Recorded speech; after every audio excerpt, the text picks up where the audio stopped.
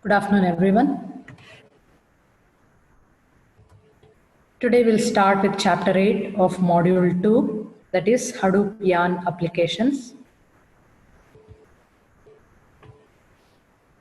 These are the contents of the chapter Hadoop Yarn Applications, Yarn Distributed Shell, using the Yarn Distributed Shell, structure of Yarn applications, Yarn application frameworks. So first we'll learn about Yarn Distributed Shell. So this Hadoop Yarn project, this distributed shell, so what it does is it demonstrates the application of non-MapReduce capability. Okay, so what is non-MapReduce? So we have studied about MapReduce application, right? So first there is a mapper function, so and then it reduces to one single output, right? So this is the opposite of the MapReduce application, that is the non-MapReduce application. So which is built upon the yarn. So what is this distributed shell? It is a simple mechanism for running shell commands and scripts in containers. So where does this containers are present? So containers are present in node managers. So we will be studying about the yarn structure of the yarn application. So in that we will come across this concept called as containers. So what does this containers have? Containers have the resources like memory, the network required for the data nodes. All these things are available. These resources are available in containers. So we'll study about containers in the further slides. So what is this distributed shell? It is a simple mechanism which runs shell commands and scripts in containers on multiple nodes in a Hadoop cluster. This application is a demonstration of the non-MapReduce capability which is implemented on top of the yarn. So it can be used as a starting point for exploring and building Hadoop yarn applications. So here is the structure of yarn resource manager. So here you can see there is a scheduler, the application manager. Here you can see the clients here. So message passing interface client. So from here where the data is being read or written to the nodes. So these are nothing but the data nodes. Okay, so this is the resource manager. So where the client first communicates with the resource manager. So resource manager allocates the data nodes to the client. So which are all the data nodes that are freely available. Everything, all the details about the data nodes is given to the client by the resource manager. So and then the communication transfers to the client and the data nodes. Okay, so first the communication happens between resource manager and the client, and the next the communication happens between the client and the nodes, data nodes. So here you can see this is these are nothing but the data nodes. So each node contains a container. So you can see the different containers here, message passing interface application manager. So MapReduce application manager 1, so message passing interface application manager 2, container 1.2, 1.1, container 2.4, container 1.3. So what does this containers have is they have resources like memory allocation for the data nodes, the data sets, the storage, all these things are provided by the containers. So each node manager has a container. So this is the structure of yarn applications. The central yarn resource manager runs a scheduling daemon on a dedicated machine and acts as a central authority for allocating resources to the various competing applications in the cluster. So resource manager has a central view and also a global view of all the cluster resources. So therefore it can ensure fairness, capacity and locality for all shared across all users. So how much is the application demand? So like if there is a large data set the client wants to write, or the application is very small and the priority, so which is the critical data set to be written, or the priority is less for the data set, then availability of the resources. So all these things are looked into by the resource manager, and then the resource manager dynamically allocates resource containers to applications to run on particular nodes. So these particular nodes are nothing but the data nodes. So whichever data nodes are free, so that will be allocated. Here, what is a container? It is a logical bundle of resources like memory. So how many cores are required for the data set for processing of the data? So all these things are present in the container. So to track such assignments, the resource manager interacts with a special system daemon running on each node called the node manager. So he interacts with a special system daemon, that is node manager. So this node manager is responsible for local monitoring of resource availability, fault reporting. So if any data node does not respond, so if any data node is lost or something like that, so then all these faults are reported. Container lifecycle management. So for how much is the container available, what is the health of the container, all these things are provided by the node managers to the resource managers. And the next topic, so we'll move on to the next topic, that is Yarn application framework. So you can see here multiple frameworks are here in the Yarn. For example, like Apache Thais, Apache Giraffe for graph processing, Apache Thais for MapReduce, Apache Spark for in-memory processing. So it uses Scala, HPC, high performance computing message passing interface. So this HPC is for the high message passing interface. Then other base, so other HBase. So this is for the database. And Apache Storm, will be studying about Apache Storm. We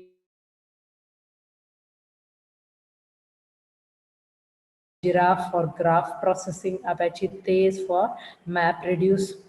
So all these things are included in this Yarn application framework. So we'll see one by one of these frameworks in the coming slides.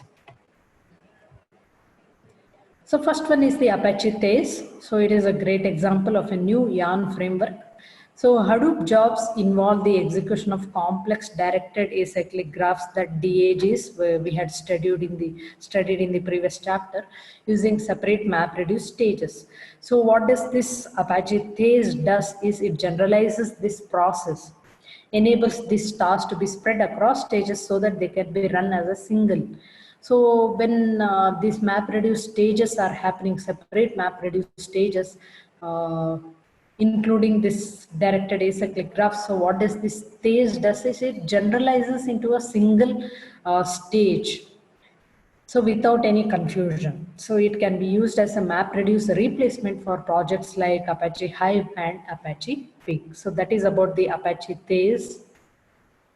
Next is the Apache Giraffe. So it is an iterative graph processing system built for high scalability.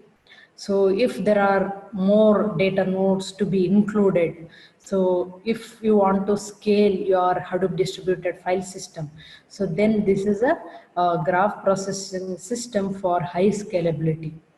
So Facebook, Twitter, LinkedIn use this Apache Giraffe to create social graphs.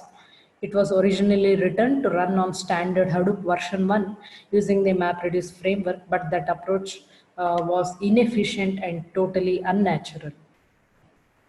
Next comes the Apache Spark, so which is the latest technology, that is Apache Spark. It was initially developed for applications in which keeping data in memory improves performance, such as iterative algorithms, which are common in machine learning, and interactive data mining. Spark differs from classic MapReduce in two ways. So first, it holds intermediate results in memory rather than writing them to the disk. So that is why it is called as in-memory processing. Second, Spark supports more than just MapReduce functions. That is, it expands to a set of possible analyses that can be executed over Hadoop data stores. It also provides APIs in Scala, Java, and Python.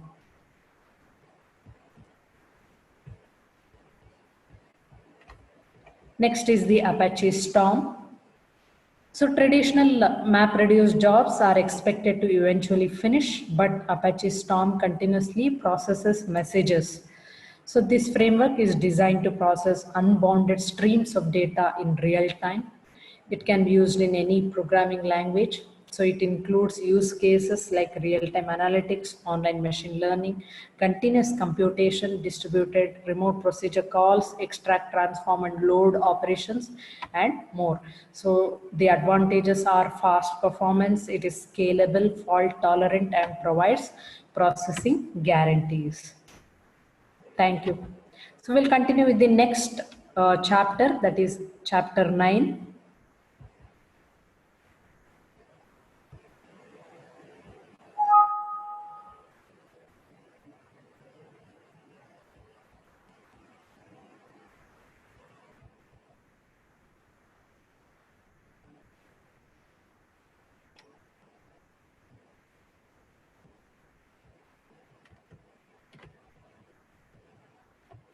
So we'll continue with the next chapter, that is chapter 9, managing Hadoop with Apache Ambari. So these are the contents that come under the chapter, Apache Ambari, quick tour of Apache Ambari, managing Hadoop services, changing Hadoop properties. So in this chapter, we'll be studying about Apache Ambari. So to install Apache Ambari, the 10 GB RAM system is required. So your RAM should be upgraded with 10 GB RAM. So Apache Ambari requires so much of RAM capability in order to use the Apache Ambari. So first let us see what is this Apache Ambari. So it is an open source graphical installation and management tool for Apache version 2. So like an administrator, so you have an administrator like to look after and manage the things, right? So like that same way here, Apache Ambari also plays the same role. So it is like a centralized point of administration for a cluster. So all the cluster properties are handled by Apache Ambari. So using Ambari, the user can configure cluster services. So we'll be studying about this configuration in the third topic under this chapter. It monitors the status of cluster hosts or services, visualize hotspots by service metrics, starts or stops services, and also you can include new hosts to the cluster. Also, it provides real-time reporting of important metrics.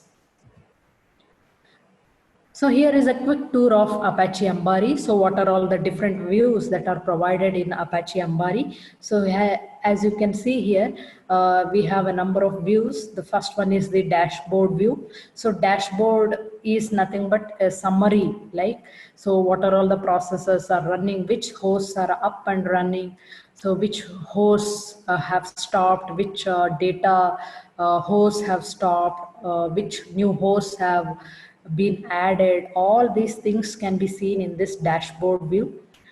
So we will see in detail the dashboard view in the further slides. So next is the services view, what services Apache Ambari provides, so how to access these services, everything can be explained in this services view. Host view, so how many hosts are there, what are all the number of hosts, so what is the health and progress of the host, everything can be learnt in this hosts view. Next is the admin view. So admin has all the rights, so he can add the host, so he can see the progress, so which data nodes have lost, what is the health of the data nodes, everything can be viewed in admin view. Next is the views view. So we will see a number of views here. So what are all the different types of views that are provided by Apache Ambari? Next, the last view is the admin pull down menu. So we'll learn one by one about the views of Apache Ambari. So the first one is dashboard view. So it provides a small status widgets for many of the services running on the cluster. So actual services are listed on the left side of the vertical menu. So here you can see in the left side, the menu is provided. So here, what are all the dashboard views? So here you can see how much disk usage has been done, how many live data nodes are there. So what are all the HDFS links, how much memory has been used by each of the data node. So what is the network usage? So name node, cluster lead, so how much cluster usage has been done, CPU usage. So all these things can be viewed in dashboard view. So dashboard is nothing like it provides a summary of the whole thing. So what is happening in the Hadoop distributed file system.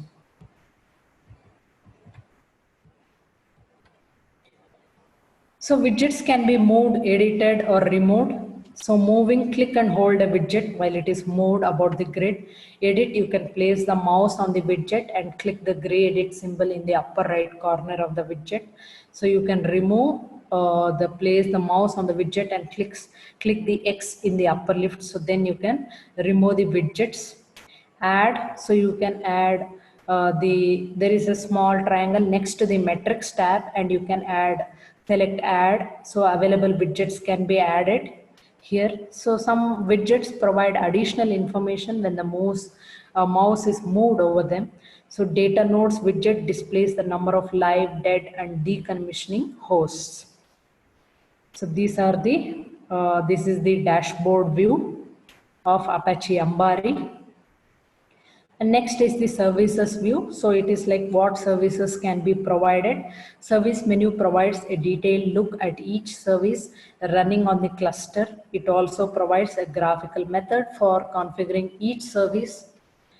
The summary tab provides the summary of important service metrics, health checks. Currently installed services are all listed.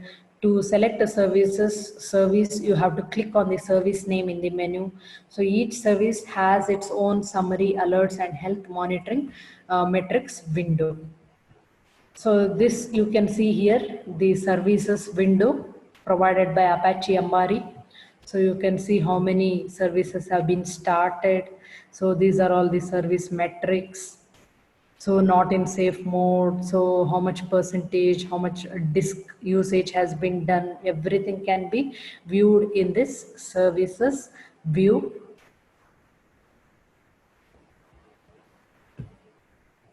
Hosts view. So next is the host view. So which is the host? So like you are the host.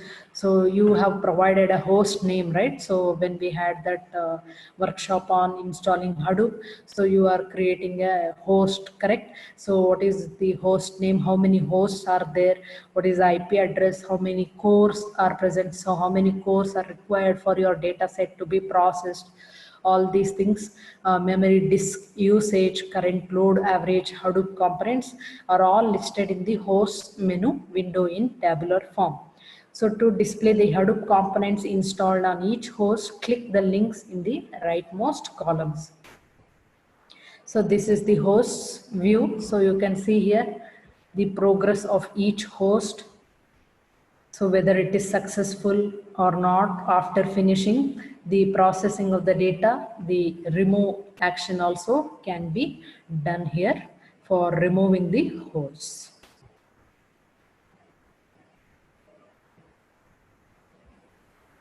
Next is the admin view. So it provides three options. First, it displays a list of installed software. Second, the service accounts option lists the service accounts added when the system was installed. Third is the security option, sets the security on cluster. Next, we have the views view. So Ambari Views is a framework offering a systematic way to plug in user interface capabilities that provide for custom visualization, management, and monitoring features in Ambari. So it also allows you to extend and customize Ambari to meet specific needs. And the last view is admin pull down menu. So admin pull down menu provides the following options. So about admin, it provides the current version of Ambari. So managing Ambari, open the management screen where users, groups, permissions, and Ambari views can be created and configured. Settings provides the option to turn off the progress window, sign out and exit. So this is used for exiting the interface. So this is about the quick tour of Apache Ambari. So what are all the different views that can be provided in Apache Ambari? The next topic is managing Hadoop services. So during the course of normal Hadoop cluster operations, services can fail for any reasons. So Apache monitors, Apache Ambari monitors all of the Hadoop services and reports any service interruption to the dashboard. If there is any node failure, data node failure or anything like that, so it reports to the dashboard. So here you can see this is the Ambari main dashboard indicating a data node issue. So how many data nodes are up and running, which data node has failed or something like that, that can be provided by this Ambari main dashboard. So next you have a data node which is down here. So it is telling the dashboard that the data node is down. So you have to remove that data node and add another data node. So that is being told here in this particular window. So next is Ambari hosts. So how many hosts are there? So you can see different names given to the hosts here, the different hosts. So how much disk usage each host is using. So what is the RAM size? So how many components are used? So how many cores are used? So what is the IP address of each host? So everything is provided in this window. Next is data node service has stopped. So it is telling that which data node service has stopped. So as you can see here, this particular data node, Hadoop data node, HDFS data node has stopped. So it is indicating that, so that particular data node has stopped. So which has started. So all these things you can see here in this particular window, Ambari window. So next we have Ambari progress window for data node restart. So if data node has failed or something like that, or stopped or something like that, so then you can see this, you can restart that particular data node again. So you can see here that particular data node has restarted. So you can see here.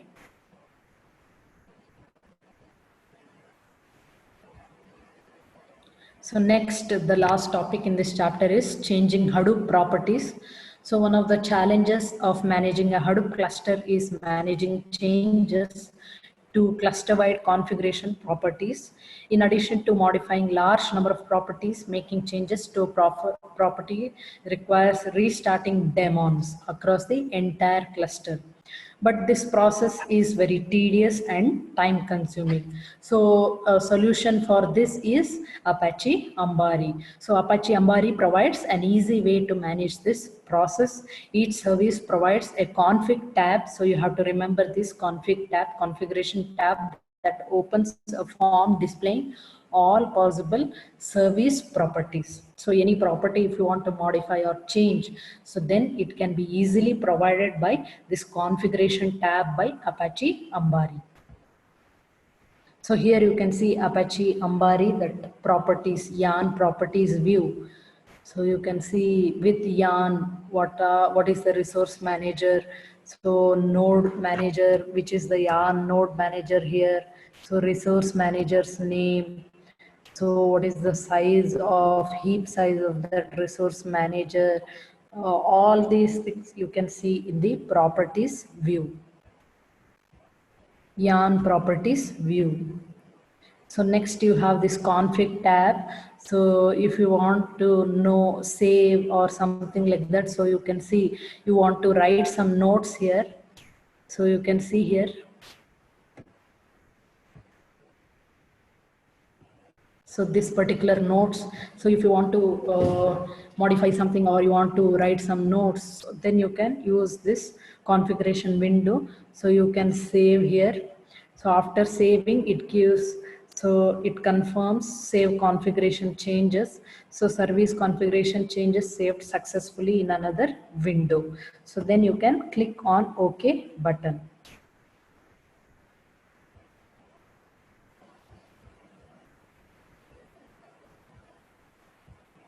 So next you have restart function appears after changes in service property.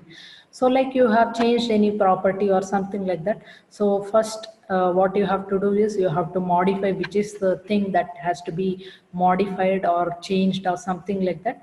So then you are supposed to save the changes. After saving changes and click on OK, so then you are supposed to restart the Ambari function.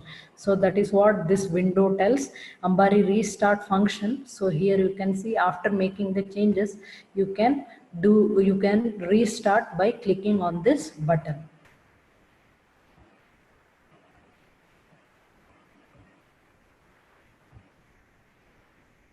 So next is you are confirming the restart.